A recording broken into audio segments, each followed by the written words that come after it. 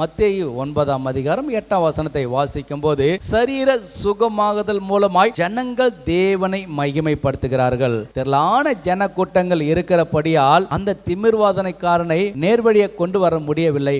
ஆகவே கயிறை கட்டி மேற்திரையை கூரையை பிரித்து அங்கிருந்து இயேசு எங்கே இருக்கிறாரோ அங்கே இறக்குகிறார்கள். இயேசு அவருடைய விசுவாசத்தை பார்க்கிறார். அந்த திமிரக்காரனுக்கு ஒன்றும் தெரியாது. அவர் படுத்த படுக்கையா இருக்கிறார். யாரால குணமாக்க முடியாத ஒரு வியாதி. அப்படிப்பட்ட வியாதியோடு இருக்கிறவரை, படுத்த படுக்கையில் இருக்கிறவர்களை 4 பேர் சுமந்து கொண்டு இயேசு விடத்தில் போனால் இவரை சுகமாக்குவார் என்று அவர் விசுவாசித்து அந்த 4 பேரும் வாசல் வழியா போக முடியாதனால மேற்கூரை பிரித்து இறக்குகிறார்கள். இயேசு அவர் விசுவாசத்தை கண்டு அந்த மகனை சுகமாக்குகிறார்.